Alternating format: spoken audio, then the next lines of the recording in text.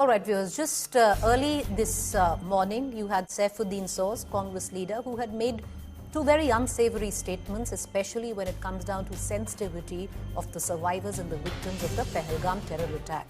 Number one, Saifuddin Soz had said if Pakistan's denying its role in the involvement, India should believe it. Number two, that the Indus Water Treaty is the lifeline of Pakistan and India should not shut the waters. Both of them didn't go down too well where politics was concerned, and also considered highly unsavory and insensitive to the survivors of the terror attack. I spoke to Saifuddin Soz's son, Salman Soz, who is also a Congress spokesperson. Listen in.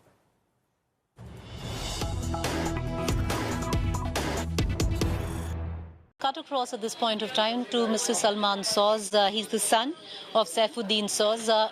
Mr. Soz, appreciate you taking the time out and joining us. There's been a fair amount of furor which is coming in, especially from the ranks of the Bharatiya Janata Party at the back of what your father said. Number one, that where it comes down to the Indus Water Treaty, we should allow them water. Number two, that we should actually believe Pakistan if Pakistan is saying that they're not involved. Well, Preeti, thank you for giving me the opportunity. In fact, I spoke to Professor Soz, my father, just recently, and I expressed to him my deep displeasure and disappointment at his comments. And he said that my comments are always taken out of context. And I said, if that is the case, then please do not give interviews. If you do not give interviews, then your comments will not be taken out of context. But I can tell you what, he does not obviously speak for the Congress party. He's, for all practical purposes, he is retired. And as far as the Congress party is concerned, the Congress party had we have a resolution from the Congress Working Committee, which that the cowardly and calculated act of terror was masterminded by Pakistan. And it is a direct assault on the values of our republic. That, this deliberate targeting of Hindus was done to inflame passions across the country. And that is what the Congress Working Committee has said. And we have said that we are with the government as it formulates a response to this dastardly act. So I don't think, what Professor Soz might say or anybody else, I mean, these are distractions that we can do without. But as far as we are concerned, the Congress party and the government, and we're all in this together as a people. Mr. Soz, yes. Number one, I would reckon that you as a congressman and a son are distancing yourself from Professor Soz's comments. Well, our party's position is clear, and I'm a spokesperson of the party. Professor Soz is not the spokesperson of the party. And what he has said, he said that, there's a lot of things taken out of context. I did recommend to him that maybe he should not be speaking to the press then. And of course, as a son, and anybody who's watching us right now can tell, we're not always able to prevail upon our parents. Our parents, they're older, we respect them. At the same time, as a member of my party, as a spokesperson, our views are clear. The Congress Party's position is clear. We are in this with the government and with the country. Because this heinous crime has happened, and we know that Pakistan has been doing things in Kashmir for a long time. So there are no two views about this. So Congress Party's view prevails. Mr. Soz, these are highly sensitive times, especially because the terror attack was communal in nature. Will the aftermath be communal is the big question. So while we accept what really went down in Pahalgam was a communal terror strike where you had Hindus being picked and targeted. But in the aftermath of it, either we can continue making it communal or unite as Indians. The question that I ask you is, because you had Mr. Kharge a short while back come out and condemn even the likes of Union Minister Piyush Goyal, where he said that 140 crore Indians are not as patriotic, and maybe that's why we suffer at the hands of terror with the which way we do. In fact, I was going to mention that. You see, Professor Soz does not speak for the Congress party, but Piyush Goyal ji, he speaks for the government and the BJP.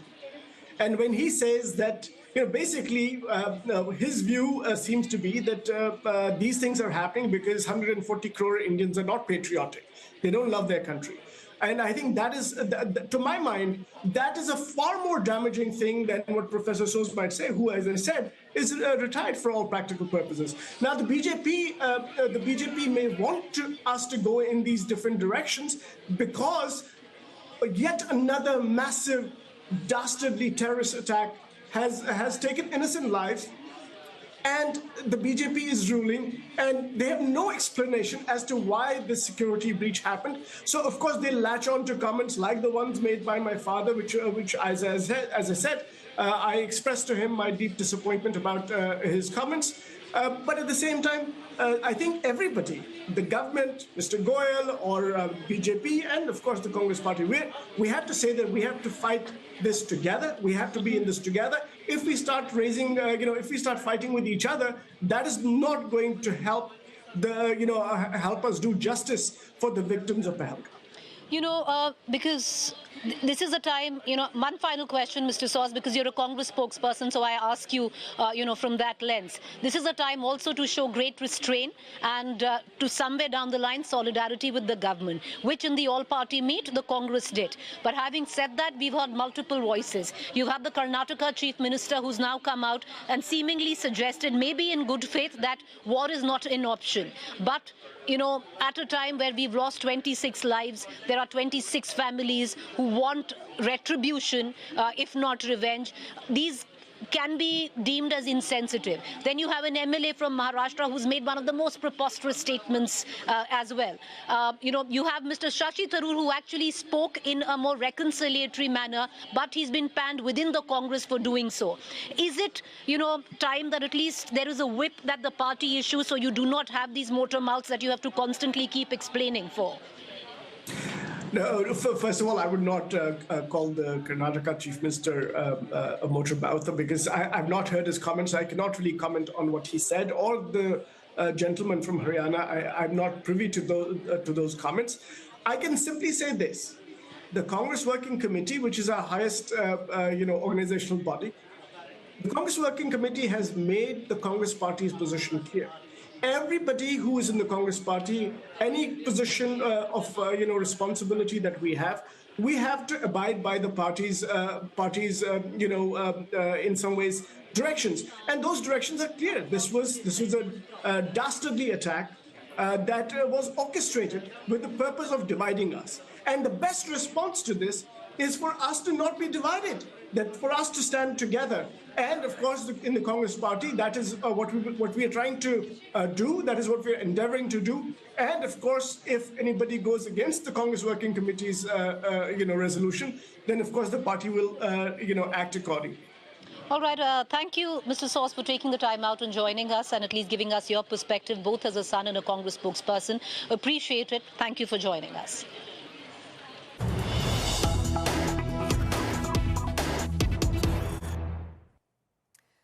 But the fact, viewers, is it's not just the Congress leaders who are making bizarre, insensitive statements. Also, it's coming in from somewhere even at the level of being a union minister, where BJP Union Minister Piyush Goyal has made a highly communally charged statement. So it's not just the Congress, it's not just the BJP. Sadly, it's the both of them to blame. Here's more.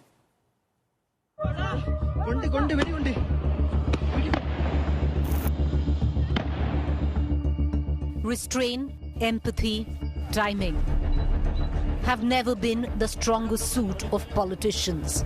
The embers of the Pahalgam terror attack still simmering, and it does seem the 2-minute silence at the all-party meet was the only piece of unity that our politicians have showed. Insensitive, ill-informed, delusional to downright communal. That is the kind of political commentary we are witnessing in the aftermath of terror. And sadly, yet expectedly, it's coming from either sides of the political divide. Congress leader Saifuddin Soz made a statement that many would suggest was highly insensitive, especially to those who died in the terror attack. If Pakistan says that it is not involved, let us accept that argument for a time. ये जंग भी हुआ लेकिन Indus water treaty रही और इस treaty का एहतराम किया जाना चाहिए क्योंकि ये कारामत ट्रीटी है. इससे हिंदुस्तान को तकलीफ नहीं है, पाकिस्तान को जरा ज्यादा आराम है, उनको ड्रिंकिंग वाटर है, उनको ये जो है इरिगेशन के लिए वाटर है. Suggesting India should take Pakistan's word on no role in terror attack. Meanwhile, Karnataka Minister R.B. Timmappa suggested there was no religious profiling of victims, contrary to what victims themselves have been reporting. That terrorists didn't ask about religion before shooting people. Blaming the government, he claimed the situation is being twisted for religious and political gain. This appalling statement was bolstered by another Congress leader from Maharashtra, Vijay Vatidar, who claimed terrorists didn't have the time for religious profiling, claiming political narrative behind these claims. While Congress leader Shashi Tharoor backed central agencies, even though the Congress is going after the government on intelligence failure. Tharoor said that while agencies' success in thwarting terror attacks goes unnoticed, failures are highlighted. This didn't go down well with a few Congress leaders. Udit Raj from the Congress accused him of siding with the BJP. I want to ask Shashi Tharoor, is he in the Congress party or the BJP? However, insensitivity wasn't just the preserve of the Congress. Union Minister Piyush Goyal came up with a deeply communal shocker.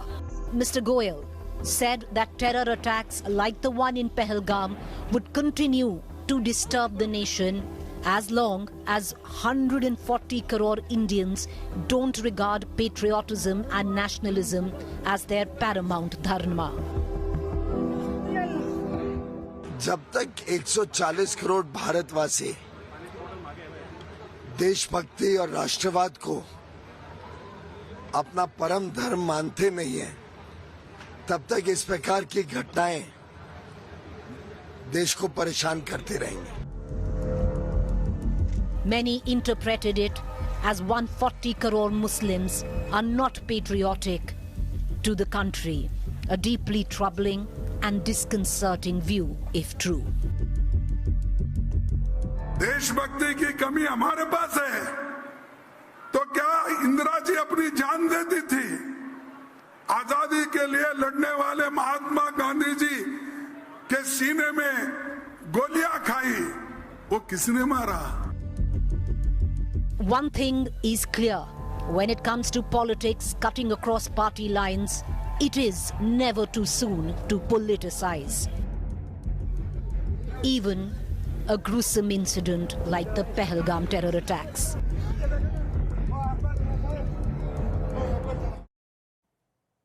Which prompts us to ask the following questions this evening. Who is politicizing terror? Is it the BJP, is it the Congress, or rather it is the both of them, the BJP and the Congress? The second question, will real questions, tangible questions that must be asked and answered at this point of time, somewhere down the line, being eclipsed by petty politics? Questions on national security, questions on what should be India's action, all of that falling collateral to parties sniping at each other. Commentary by a few Congress leaders gaslighting terror victims and survivors, viewers, because victims and survivors have repeatedly come out and stated that their religion was asked for and they were profiled and shot on the basis of being Hindu. Are certain Congress leaders gaslighting them completely by suggesting that terrorists never did that? On the other hand, the communal statements by BJP ministers only adding to divide the country further. You had Union Minister Piyush Goyal who said there are 140 crore Indians who don't feel as patriotic, and that is why these incidents happen. Many of their people reading that statement as deeply communal, where he was insinuating towards Muslims. We take all these questions to our guests this evening. We also have our timer for 2 minutes. Sanju Verma, National Spokesperson, BJP. Adil Singh Boparoy, National Spokesperson, Congress. Adil Singh Boparoy, we had Saifuddin Soz. I spoke to Salman Soz, his son, a short while ago. And Salman Soz says that, he shouldn't give interviews, distancing himself from Salman Soz because he's a spokesperson of the party, distancing the party. Where is a full party whip at these point of times? We know these are highly sensitive times. You have one leader like Saifuddin Soz, you have another serving Congress MLA who actually seems to suggest that there was no religious profiling, completely gaslighting all the survivors and victims who have clearly come out and said that they were religiously profiled. The fact is, it was a communal attack, Adil. We can choose to unite as Indians, but to not accept that it happened and then say that we distance ourselves, the damage is already done. Well, Preeti, as far as the Congress party is concerned, the CWC, which is the apex body of the Congress party, has made a resounding statement where we have criticized and castigated this terror attack. And we stand shoulder to shoulder with the victims and our armed forces. Now, if somebody is retired from politics and he makes a statement, in my opinion, we should not give credence to that statement. Having said this, I think the larger issue, which is something which you had flagged in your presentation, that whether the real issues are getting eclipsed or not, I would like to speak on those issues. This unfortunate incident takes place on the 22nd of April. We're on the 28th of April. These four monsters, these four terrorists are still at large. I think that is a disturbing issue. And that is something which even the victims are seeking to know. The victims had also lamented that for almost 45 minutes, there were no first responders after this attack. So these are the more material issues. The monumental security and intelligence lapses. The need for fixing accountability. The fact of the matter is police today under the Union Territory of J&K falls under the Union Home Ministry. So these are all diversionary tactics. I do understand your drift, but today a moment has come in our country's trajectory where the opposition, the government, the security forces, the victims, and 1.4 billion Indians are yearning for justice.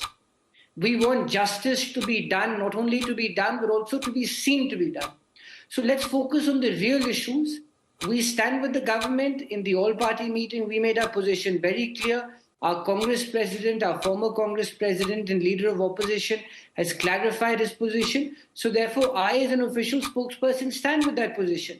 Now, if somebody makes a statement sitting in some kasbah of this country, somebody who's retired from politics, I don't believe that should be national news. Mr. Bopra, I'm going to circle back to you because it's all well and easy and safe to say that these are all retired hands. And, if they make an insensitive statement sitting somewhere, the party really cannot do anything about it. But the fact is you have serving MLAs who represent the party in Maharashtra, in the state of Karnataka, who've practically said the same. Something I would think is a little more menacing than what Mr. Soz says, where you have two MLAs who are currently serving, have gone on record to state that there was no communal profiling. You're completely gaslighting what the victims and the survivors went through and giving fodder to the BJP. So I'm going to circle back to you and I'm going to ask you that question. I want to cut across now to the BJP spokesperson, Sanju Verma, who's with me. Sanju Verma, it would have all been well and good because there have been press conferences after press conference from the Bharatiya Janata Party attacking the Congress, and you should. But you can do that when it's not a little rich coming in from you. You have a statement by, you have a Salman Soz who might be retired, you have two MLAs who are serving, but you have a union minister, Sanju Verma, in the form of Piyush Goyal, who's actually gone on record to say 140 crore Indians do not feel patriotic and that's why these incidents keep happening. Pray tell me, who are these 140 crore Indians he's speaking of? Because we all really want to know. Preeti, first and foremost, I think there was a pop-up from your end. It's not Salman Soz who's retired, it is Salman Soz's father. I interviewed Salman Soz. Who's retired. Yeah, you're right. I could have got it wrong. Go ahead, ma'am. Yeah. Now, let me come to the moot point, Preeti. First and foremost, let me make one thing very, very, very clear. I will call out the bluff of radical Islamist terror for what it is. And if there are people who are willing to shove the uncomfortable truth under the carpet, too bad for them. For too long have we mollycoddled these radical Islamist elements under the garb of pseudo-secularism. Enough is enough. I repeat, अब वक्त आ गया है इन्हें name और shame किया जाए. And I'll tell you what, I will come to what Piyush Goyal said. I'm not going to deflect your pertinent question. But let's get one thing very clear. Robert Vadda, he's not just a random relative of the Gandhis. He's the brother-in-law of Rahul Gandhi, the Karta Dharta of the party, and he said Muslims are made to feel insecure. इसलिए Pahalgam terror attack हुआ. Vijay Wadettiwar, who was the LOP of the Maharashtra Assembly and is still a sitting MLA of the Congress, last year he said Hemant Karkare was not killed by Ajmal Kasab. ये तो BJP की साजिश है. And he's against given a clean chit to Pakistan today. B.K. Hari Prasad, a sitting MLC of the Congress party in Karnataka, says Pakistan की क्या गलती है? BJP Pakistan को क्यों कसूरवार ठहरा रही है? And then you have Siddaramaiah. He said, why go to war with Pakistan? Why is BJP so desperate to get into war with Pakistan? And then blabbermouth, loudmouth, Manishankar Iyer has the audacity to say Pahalgam terror attack happened because of unresolved questions pertaining to the partition way back in 1947. And amidst all this, Rahul Gandhi very conveniently says, मैं तो मोहब्बत की दुकान खोलने आया हूँ. At the all-party meeting, the support of BJP. Man, your time is up. I'm going to come back to you. And I will ask you that question again because, let me get on to television cliches. The nation really wants to know who are these 140 crore.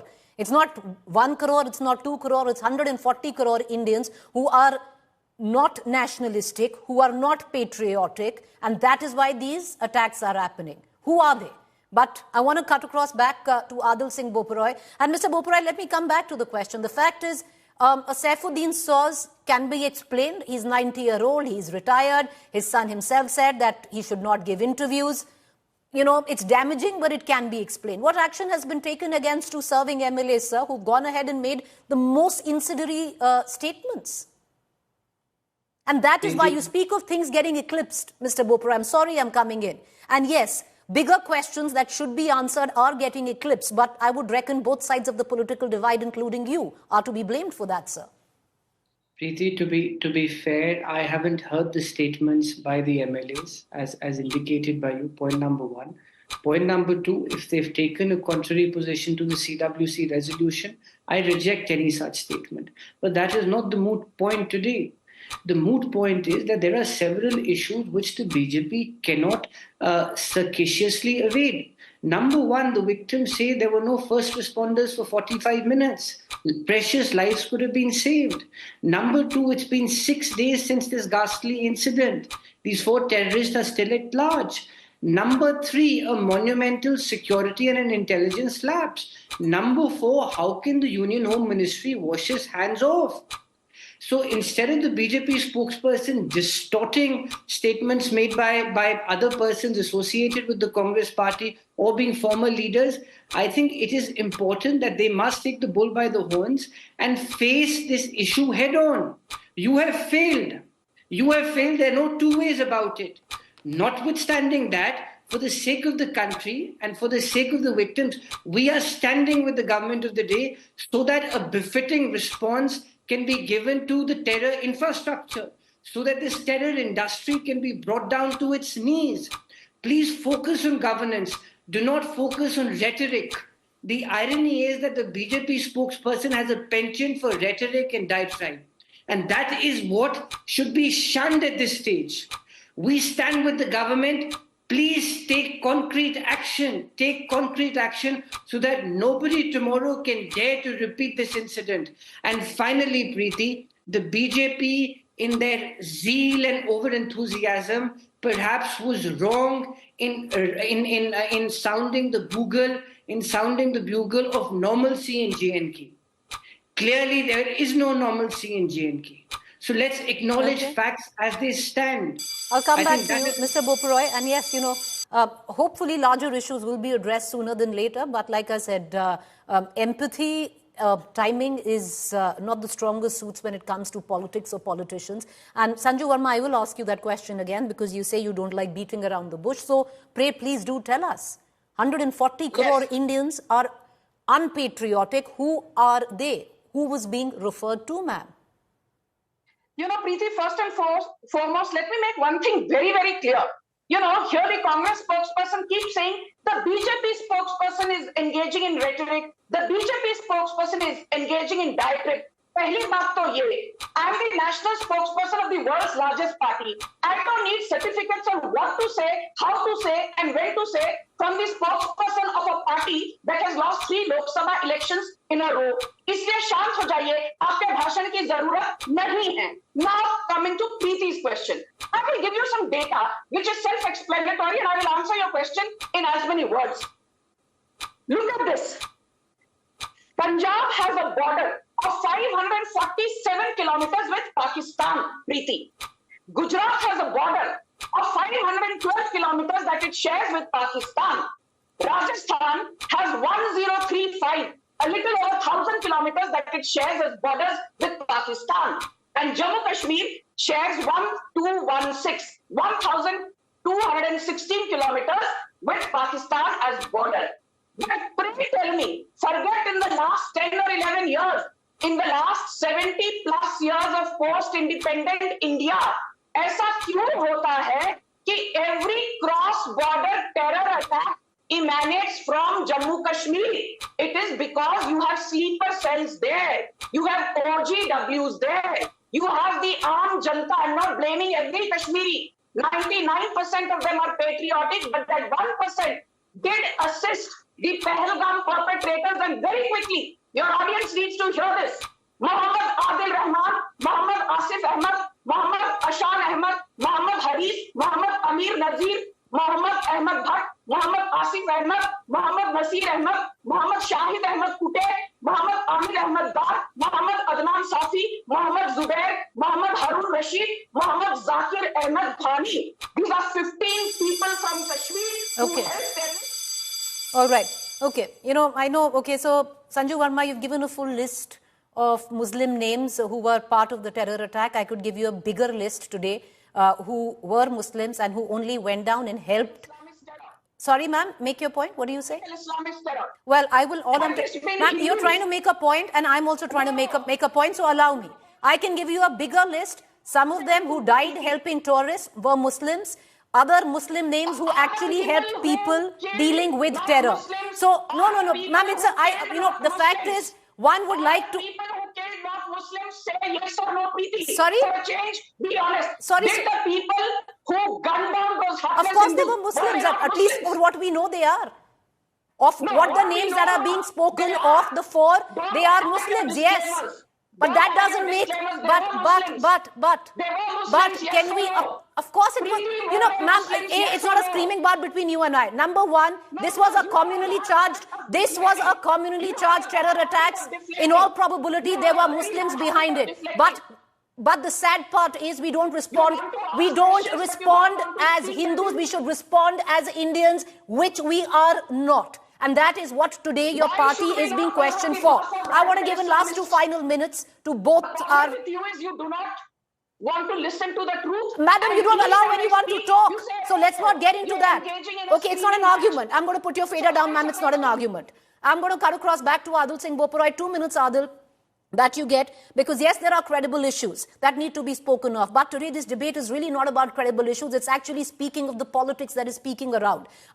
Leave alone with what has just happened in terms of the leaders who have spoken in the most insensitive manner, and we have detailed the names. Those who have actually spoken in favor. You have the likes of a Shashi Tharoor, Adil Singh Boparoy, who comes out and says that, the agencies are doing a good job in this country. We only speak of their failure. We don't actually recount the number of terror, attacks that they've thwarted. And, you give them a bad name on that account. What happens, Adil Singh Boparoy?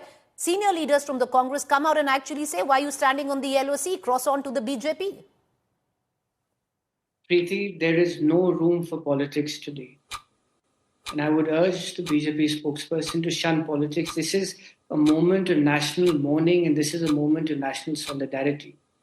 Even at the all-party meeting, our leaders emphasized on one point that please do not use this terrible incident to advance your political interests, number one.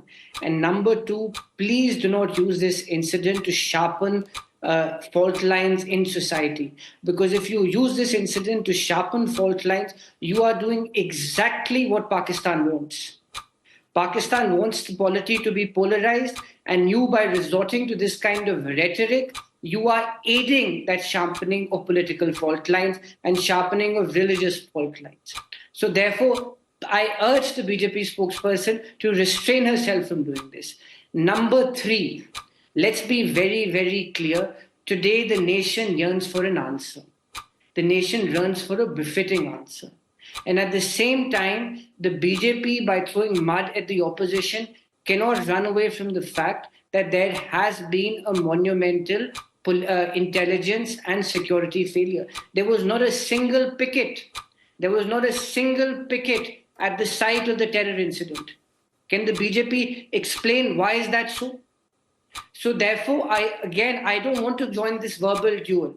This is not a moment to enter into this tutu meme like the BJP spokesperson. This is a moment where 1.4 billion people, and this 1.4 billion people does not need a patriotism certificate from Ms. Sanju Verma. Let me make this point very clear. Citizens do not need a patriotic certificate from you, ma'am. We are 1.4 billion people. We are Indians first. And we will give a resounding answer to the adversary in our capacity as Indians. And so your time is over. You still haven't addressed the main question. What is it that the Congress is doing to shut the motor mouths in the Congress? But let me cut across to Sanju Verma. Sanju Verma, taking off from the from the question I asked you earlier. Jingoistic saber rattling will not solve the issue, ma'am. You can continue to blame Muslims, but maybe one should rise above bigotry. Preeti, first and foremost, let me make it very clear. If you are failing to call out radical Islamist terror, then it is you who should be accused of bigotry. If I'm calling out the perpetrators for who they are and you think I'm engaging in bigotry, then all I can say is please go read the Oxford Dictionary and find out the exact meaning of bigotry. But this is not about you, Preeti Choudhry, neither it is about Sanju Verma. And let me tell you, who needs a certificate in patriotism? Before that, will this government be held to accountability? Yes. Will the perpetrators be finished off once and for all? Yes. Will cross-border infiltration be dealt with a heavy hand? Yes. Will we see a repeat of Balakot strike 2019 when we avenged Pulwama? Yes. Will we see a repeat of 2016 surgical strike when we avenged Uri? Yes. Because today Prime Minister is Narendra Modi. जो कहते हैं करके दिखाते हैं. ये मनमोहन सिंह या सोनिया गांधी की kitchen cabinet की सरकार नहीं थी. When 26/11 terror attack happened, Rahul Gandhi was partying at Chhatarpur Farms, attending the wedding festivities of Satish Sharma's son. And this is not 2008 when Sonia Gandhi shed copious tears for the perpetrators of Batla House encounter, namely Indian Mujahideen. ये नरेंद्र मोदी की सरकार है, इसलिए जो हुआ है उसका बदला लिया जाएगा, मुंह पर जवाब दिया जाएगा. But yes, let me tell the Congress spokesperson this. Does Robert Vadra need a certificate in patriotism? Of course, yes. Does Siddaramaiah need a certificate in patriotism? Of course, yes. Does Vijay Wadettiwar need a certificate in patriotism? Of course, yes. Does Manishankar Iyer need a certificate in patriotism? Of course, yes. Does Congress MLC B.K. Hariprasad need a certificate? Of course, yes. More importantly, does Rahul Gandhi need a certificate in patriotism? Yes. सारी दुनिया में घूम-घूम कर कहते हैं मोहब्बत की दुकान खोलने आया हूँ, but this man does not have the guts to. All right, that's all the time that we have for now. I appreciate both the BJP spokesperson and the Congress spokesperson for joining us, and I would reckon, cutting across political lines, one thing that our politicians do need a certificate on, and that is empathy, and that could be coming in from the Congress or the BJP viewers. The fact is, the attack was communal. We chose to communalize it in its aftermath or unite as Indians. The messaging is right on your television screens on that, sadly. So, NCERT's controversial cuts. Selective or objective revision. Row over deleted syllabus reignites. Big fat row over thinning textbooks. All references to Mughals purged from 7th class textbooks, while chapters on Mahakumbh and Indian dynasties included. Included also chapters on government initiative like Beti Bachao. While NCERT had previously trimmed sections on the Mughal and Delhi Sultanate, including detailed account of dynasties like Tughlaqs, Khiljis, Mamluks and Lodhis, and a 2-page table on Mughal emperors' achievements as part of its syllabus rationalization, citing trimming syllabus due to COVID-19 pandemic. However, the new textbooks have now removed all references to them entirely, and we're in no pandemic anymore. The politics of textbook revision. Young minds to be taught balanced history. Top focus and to the point this evening. All right, so viewers, what's really happened is that the NCERT has removed all references, mind you, all references to Mughals from the 7th standard textbooks. Now, multiple questions are being raised at the back of that, and let's ask those questions this evening. Now, NCERT's Mughal cuts, subjective or objective revision. I'll take you back. I'll hark you back at the time of the pandemic. At that point of time, the NCERT had taken away a bit of the syllabus of various standards then, be it the 7th or even the 9th class. And they had made a lot of cuts where Mughal history was concerned. At that point of time, they had said that we are making these cuts because we need to reduce the syllabus of students because they would be able to study it during the times of COVID. This time around, they have deleted all references to Mughals and we are in no pandemic. The other question that we asked, should young minds be taught balanced history? Because that seemingly is one argument, that we need to balance the history in favor of what is our heritage. And we need to put that in. But should that be the aim of teaching history to young minds? And the last and final question we ask, will omitting chapters omit how history unfolded? And I would reckon, viewers, that is the biggest question. You can take Mughals out of textbooks where it comes down to students here of the 7th class, but can you actually take out Mughals and their role in India's history? I'm going to try and get 2 points of views on that. Dr. Ruchika Sharma, historian, academic, specializing in medieval Indian history, particularly Mughal history. She's written books on it. I also have Dr. Prane Agarwal, who is an educationist. I want to cut across to Dr. Ruchika Sharma first. Dr. Ruchika Sharma, the 7th class students now will have absolutely no knowledge on what or who Mughals were, because at least what we've been given to believe with the latest revision, which the NCERT says is very objective revision, young minds need to know more about our own history, our Indian dynasties, and less about Mughals. So all references to Mughals have been taken away where 7th class is concerned. The argument is if kids want to study history later on, they can take it in their higher grades and actually deep dive into what India's history is. But in the formative years, kids need to learn about their own culture and their own leaders and their own kings and their own dynasties. Well, I think it's a very dishonest and ahistorical argument to make, because somehow Mughals and Delhi Sultanates do not form the Indian culture. In fact, it's actually very imperative that the kids know about Mughals, especially because they have 300 years of history which is very close to us in time, rather than to the history of the Cholas and Shungas, who are in time farther away. Secondly, if you look at what we eat today, what we wear today, how we speak for most of North India, for example, is everything of that had genesis under the Mughal rule. So the language that we speak today, called Hindi Urdu, came from Zabani-Hindvi, which started during the Mughal rule.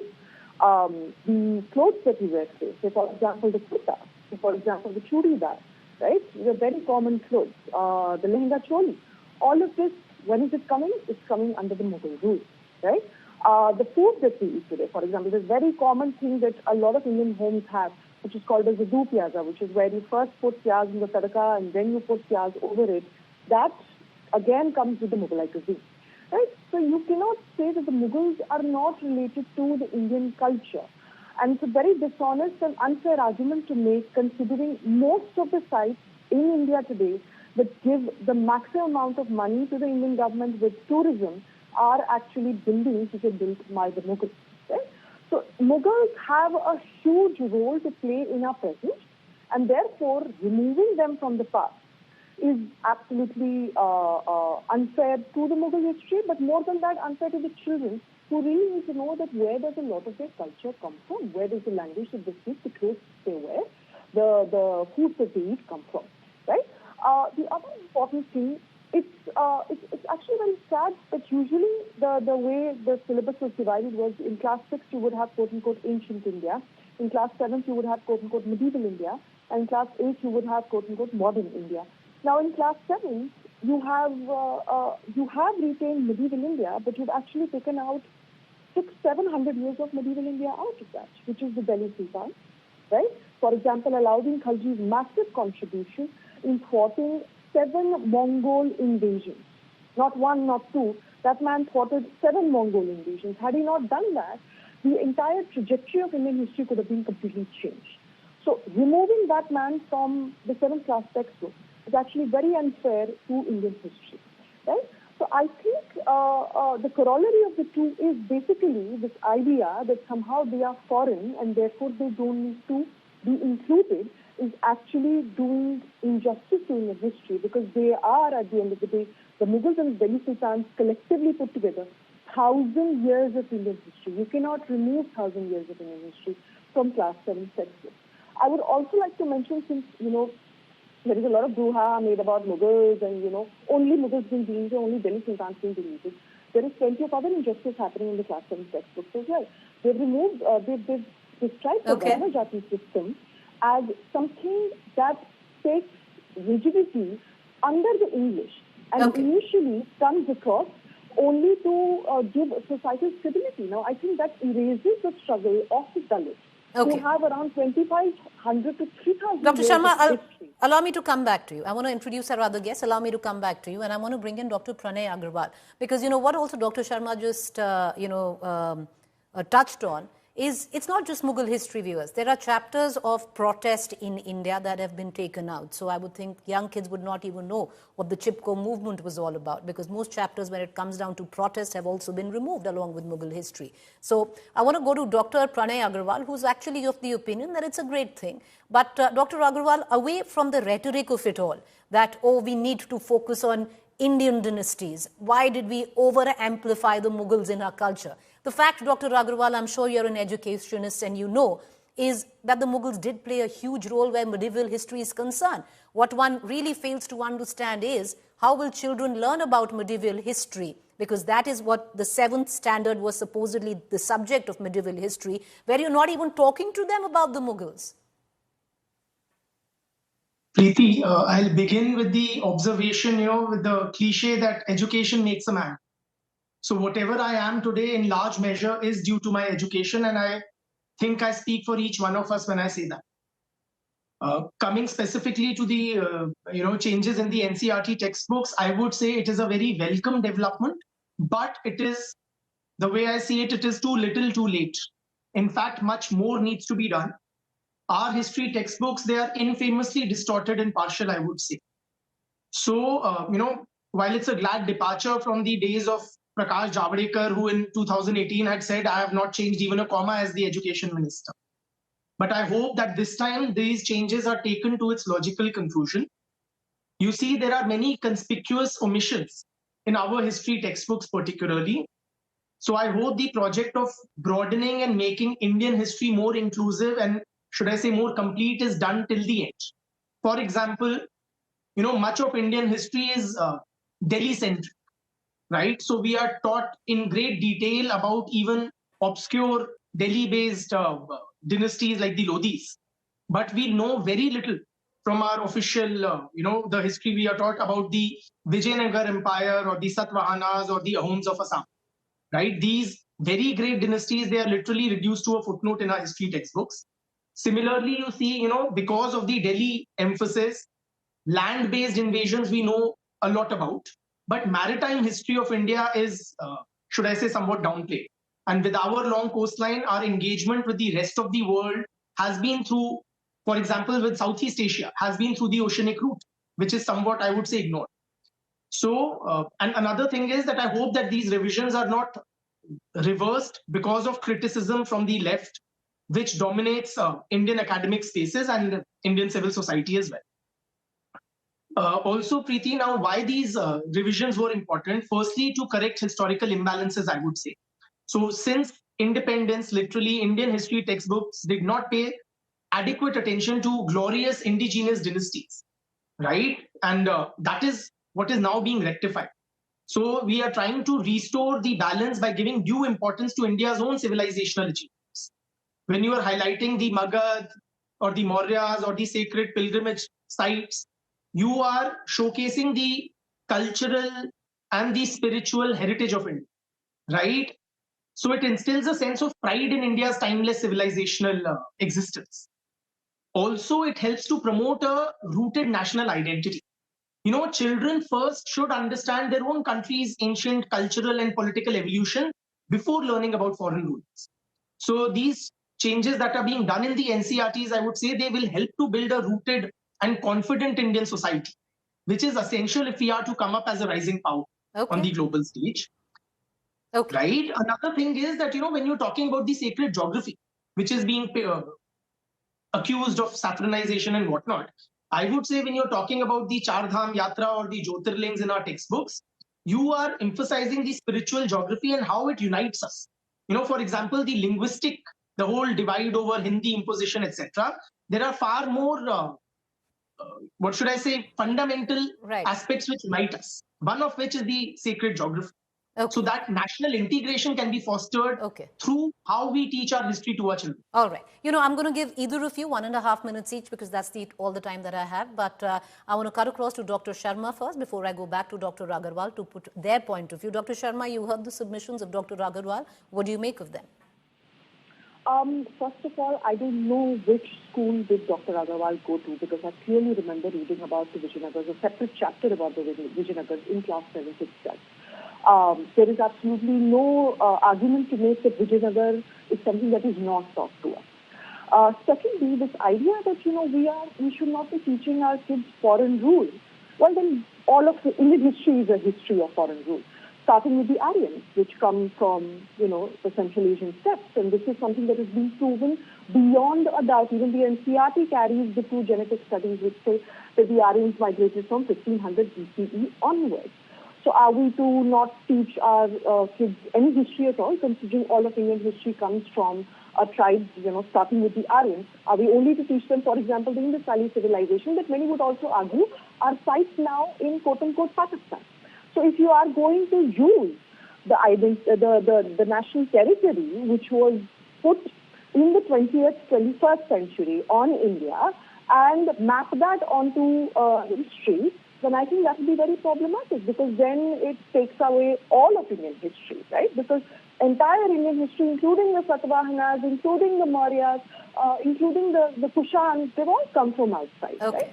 So let's not say that this is something that is foreign rule, and which is why. Last point, I think very good point made about maritime. I would say please teach them about maritime history, starting with the 7th century, where the Arabs actually started controlling most of the maritime history of India. You know, there is a fantastic mosque built in the 11th century by a Jain merchant called Jagru Shah in Bhadreshwar. So basically you're seeming to suggest we need to have the Mughal history exactly where it was because it's important that our kids learn what the role of the Mughals were to shape where we stand today.